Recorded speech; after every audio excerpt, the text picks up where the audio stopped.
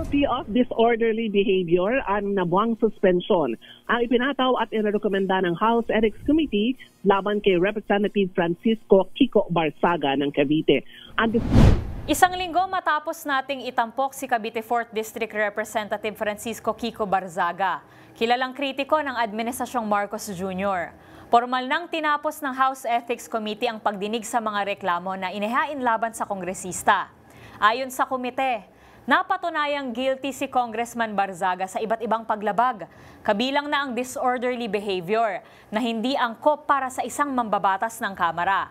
Ang kanyang hatol, 60-day suspension without pay, parusa na kinatigan ng halos buong plenaryo, parusa na buong pusong tinanggap naman ni Barzaga. Pero isa rin ani ang parusa na siyang nagtakda ng dangerous precedents sa kapalarang sasapitin ng mga Kiko Barzaga ng susunod na henerasyon. Sa likod ng mga paglabag sa batas at iba't ibang krimen na laman ng balita, ano nga ba ang kinahantungan ng mga sangkot at may sala? Ang mga ipinagbabawal, ating bibigyang linaw. Ang mga karapatan, ating bibigyang kamalayan. Aalamin ang mga pananagutan sa likod ng mga bawal. Ako si Rose Babiera at ito ang Hoy! Bawal Yan! Ito ay bunsod ng naitalang 17 individual na ang kanilang naaresto. Ng Metro Manila Development Authority o MMDA ang No Contact Apprehension Policy o NCAP sa Metro Manila. Sa ilang mga dokumento ay peke. Hindi rin legal ang employment na ipinangako sa kanila. Sa mata ng batas, mananagot ang sangkot at may sala. Dahil sa bawat paglabag, may karampatang parusa. Alamin ang mga pananagutan sa likod ng mga bawal dito sa Hoy! Bawal Yan! With 249 members voting in the affirmative, 5 in the negative, 11 abstentions, the findings and recommendation contained in committee report number 28 are hereby adopted. Sa landslide vote na 249 ang pabor, 5 ang tutol at 11 ang abstain. Kinatigan ng plenaryo ang rekomendasyong 60-day suspension na ibinaba ng House Ethics Committee kaugnay ng mga social media post ni Congressman Barzaga na tumutuligsa sa iba pang opisyal ng gobyerno, kabilang na si Pangulong Ferdinand Marcos Jr. Gayon din ang mahalay nitong litrato at alegasyong paghimok nitong mag-aklas laban sa administrasyon.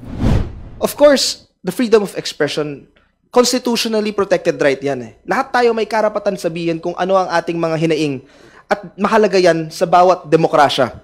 Kung titingnan niyo po ang House of Representatives, binubuo po kami ng iba't ibang partido, iba't ibang pananaw, iba't ibang constituency. Ngunit, bagamat may mga pinagkakaiba kami pagdating sa pananaw, kami po ay professional pagdating sa isa't isa at meron po kaming respeto sa institusyon, pati po sa mga proseso. Ang House of Representatives, wala po sa amin kung meron kang oposisyon or kung hindi ka sumasang-ayon sa pamahalaan. Hindi po yan problema dahil karapatan po natin yan. What we are disciplining is conduct on becoming of a member. Kaya napakahalaga po ng ethics recommendation na na-adopt ng plenary because we have to draw a line between the genuine exercise of freedom of expression, ang totoong freedom of expression, kumpara sa conduct unbecoming of an elected official.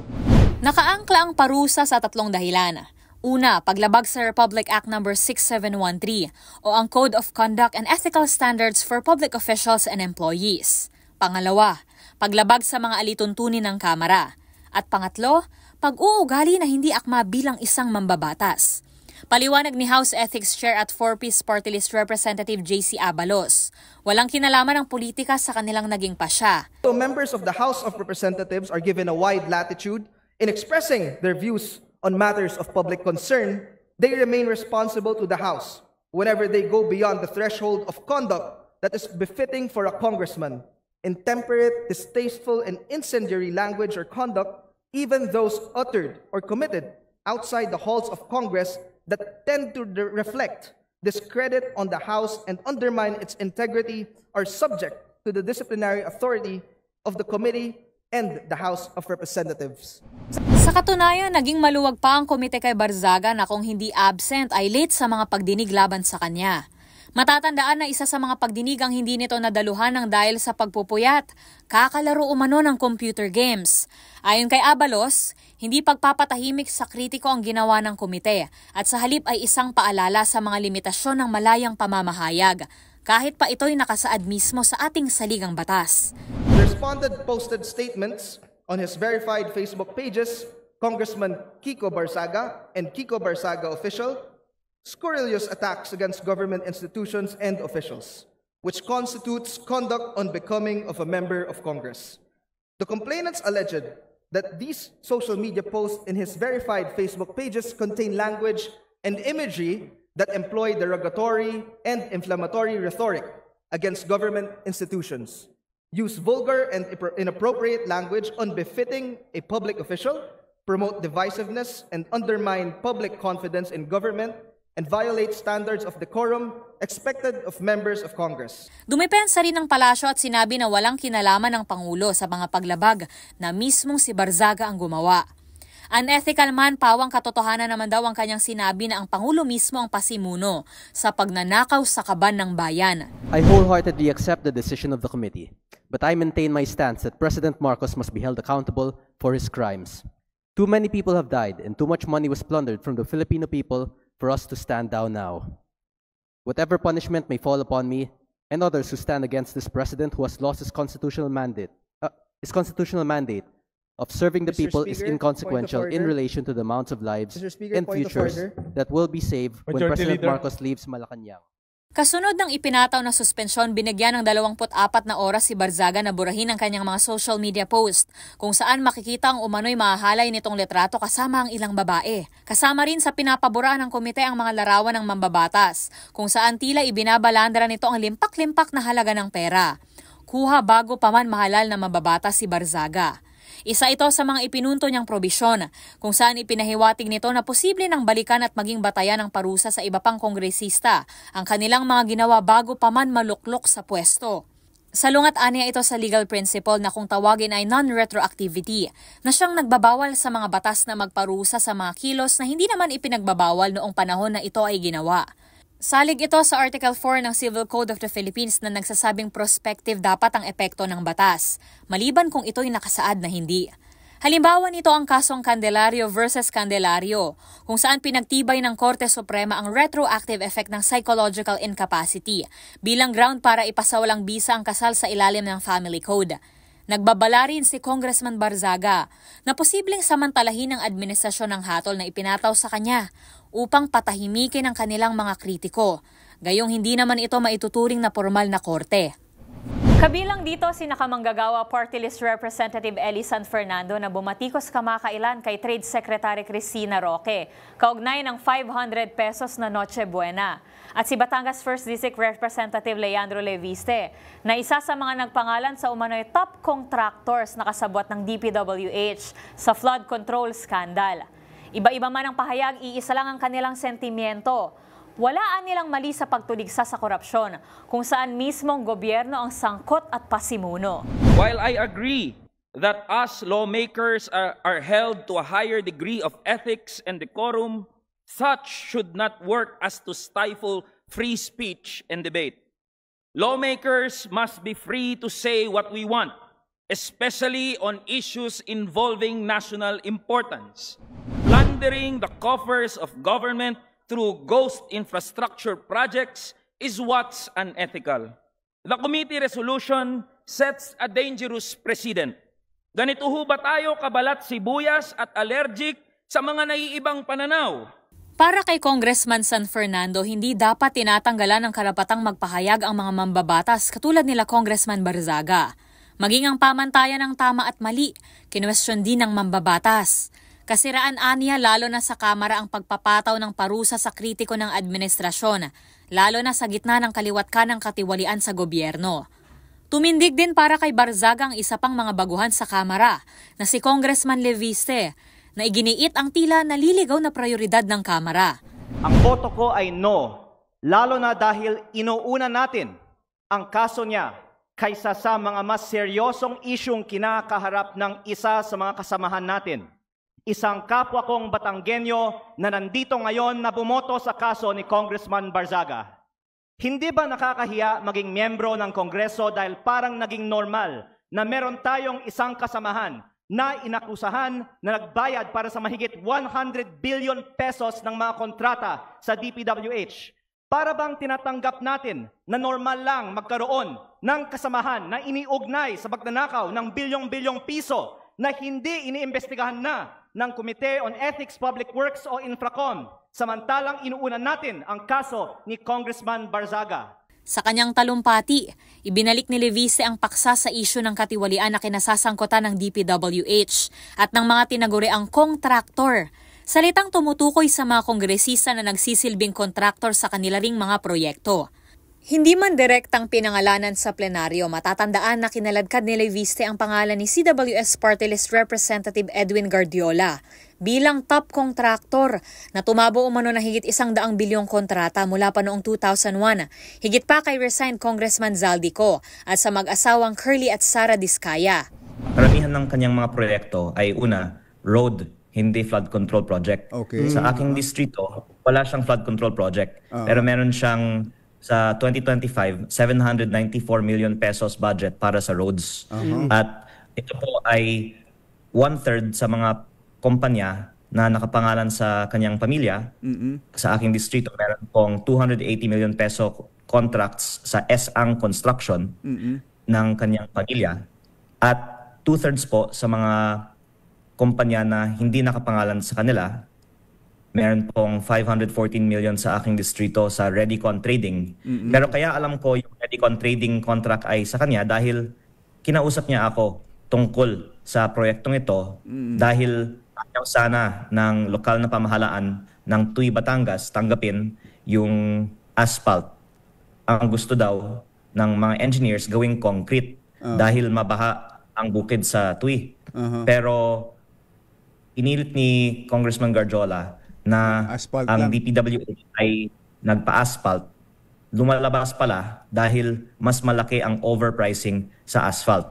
Depensa ni Ethics Chair Abalos, walang kapangyarihan na kumilos motu proprio o mag-isa ang Ethics Committee na isa lamang quasi-judicial body. Ang quasi-judicial entity gaya ng House Ethics Committee ay may kapangyarihan na mag-imbestiga ng ebidensya, magpatawag ng pagdinig at maglabas ng hatol na para bang isang korte. Sa madaling salita, kung walang magsasampa ng reklamo laban sa isang kongresista, ay hindi maaaring maglitis ang komite. Ito'y kahit may lantarang paglabag ang mambabatas, tulad ng pamumuhay ng marangya at marami pang iba. Maliban kina San Fernando at Leviste, tumutol din sa parusa kay Barzaga sina Sagip Party List Representative Paulo Marcoleta, Bagong Henerasyon Party List Representative Robert Nazala at Quezon City 4th District Representative Bong Suntay. At sa isang Facebook post, maging si Vice President Sara Duterte ay kinondena rin ang umano'y pagpapatahimik ng administrasyon sa kongresista. Gayaan niya umano ng ginawa sa kanya at kay dating Pangulong Rodrigo Duterte na nakadetene ngayon sa International Criminal Court sa the Netherlands. Dahil sa ating pagkakaisa, unti-unti nating may paglalaban at may papatupad ang mga pagbabagong matagal nang inaabangan at hinihintay ng ating mga kababayan. Hinihikayat ko kayo, huwag nating hayaang maapektuhan tayo ng mga naririnig o nababasa natin sa social media. Bagkus, gamitin natin ito bilang isang paraan para pagbutihin pa natin ang ating mga tungkulin. December 1, 2025, nanawagan ng pagkakaisa si House Speaker Faustino D. III mula sa mga kapwa niya kongresista para muling linisin ang nadungisang imahe ng Kamara. Pero sa araw ring iyon, nagkaisa ang plenaryo na parusahan ng kanilang kabaro na si Barzaga. Ang tanong, ito na nga bang uri ng pagkakaisa na inaasam ng House Speaker? Pebrero na ng susunod na taon muling makakabalik si Congressman Barzaga sa Kamara. At sa loob ng 2 buwan, may magbabago kaya sa pananaw ng kongresista o maging sa estado ng Pilipinas?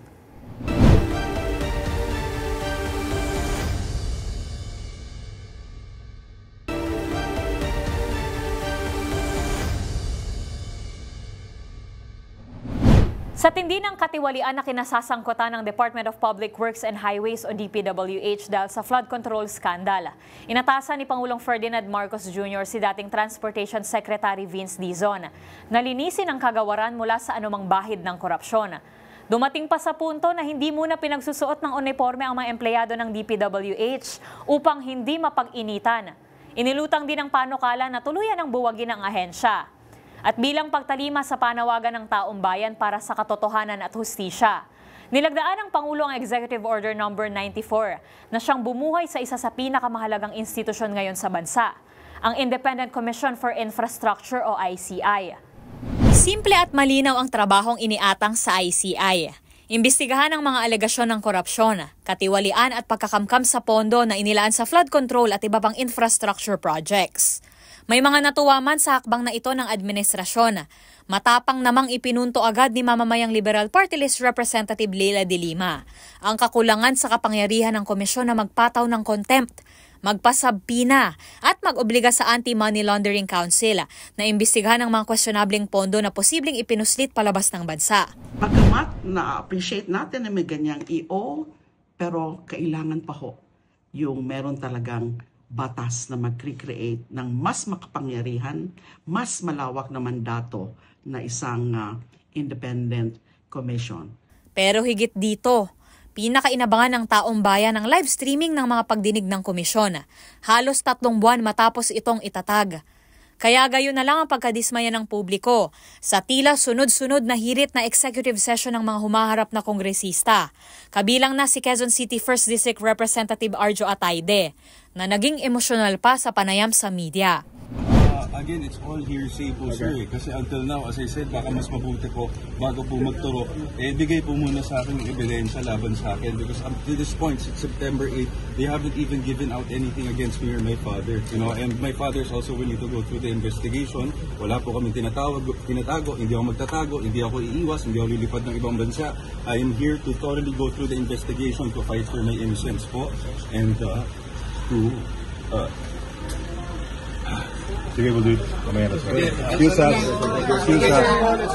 Sa Pilipinas, ang executive session ay tumutukoy sa pribadong pagpupulong, kung saan pinag-uusapan ang mga sensitibong paksa na may kinalaman sa pambansang seguridad at iba pang confidential na impormasyon.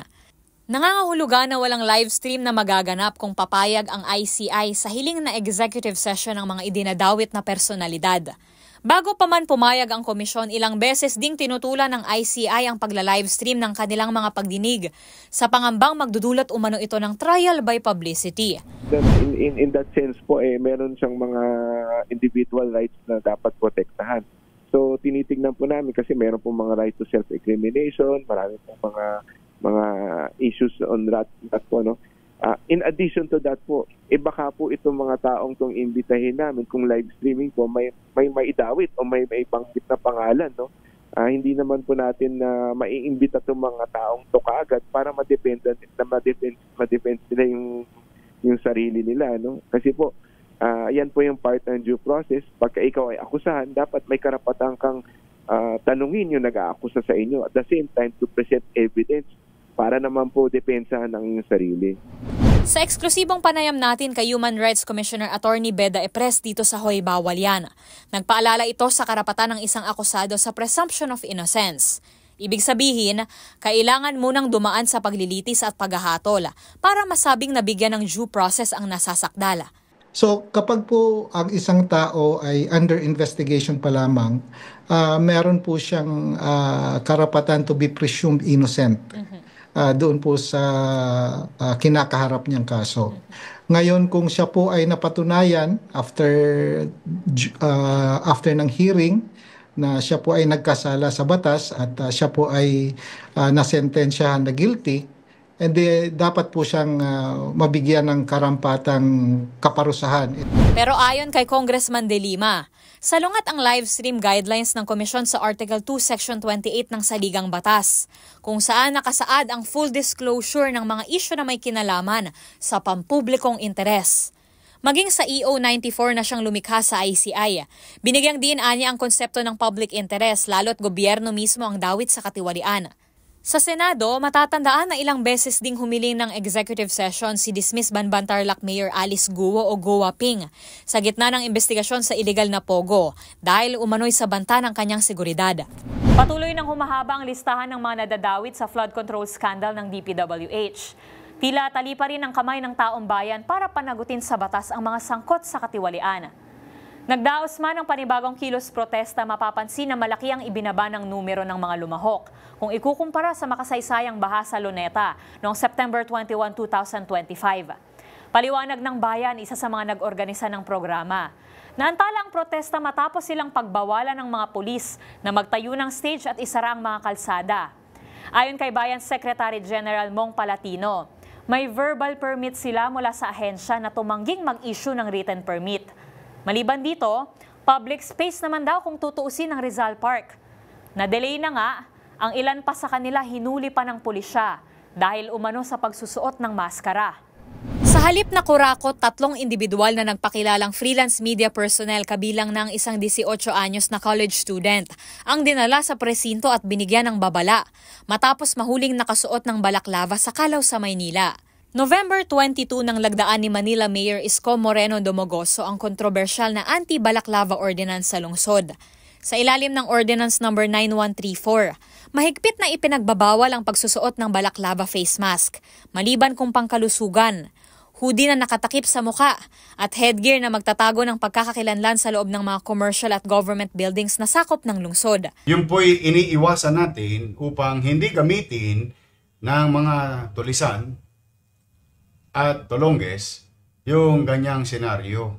Kasi po'y pinangangalagaan natin ang kapakanan at kaligtasan ng higit na nakararami at mapanagot natin sa lalong madaling panahon upang makilala ito mga posibleng suspect of a crime or a crime na kinumit ay mapapanagot natin sila kaagad. Sakop din ng direktiba ang pagsusuot nito sa mga pampublikong lugar gaya ng kalsada at parke. Maliban sa isyung pangkalusugan, exempted din sa kautusan ng mga law enforcer, mga motorista at pasahero na nakasakay sa sasakyan. Gayon din ang mga gumagamit ng turban o katulad na head accessory na bahagi ng kanilang pananampalataya. 1,000 piso ang multa sa unang offense, habang aakyat ito sa 3,000 piso sa ikalawang offense. Sa ikatlo at mga susunod pang mga paglabag, tataas na sa 5,000 piso ang multa na may kasamang kulong na 15 araw at posibleng pagbawi ng lisensya kung motorista man ang nahuling lalabag sa batas. Matinding baha ang kinailangang suugin ng mga Pilipino ngayong 2025 at inaasahang tatawid hanggang sa mga susunod pang mga taon. May pinarusahan sa Kamara, may nililitis sa harap ng taong bayan, at may tumitindig sa harap ng mga rebulto na silang unang nagsulong ng tunay na revolusyon. Iba't ibang estado ng lipunan, nananawagan ng hustisya para sa isang katotohanan at kaban ng bayan. Makakamit pa nga ba ang hustisya para sa ating inang bayan? Sa programang ito, mas palalakasin natin ang boses ng batas. Mas palalawigin ang pagpapaalam ng inyong mga karapatan. Sa panig ng batas, bawat isa ay may kakayahang lumaban ng patas. Bawat pananagutan, ating tatalakayin. Dito lang sa Hoy, Bawal Yan! Muli ako po si Rose Babiera ng DZRH TV. Una sa Pilipinas, una sa Pilipino.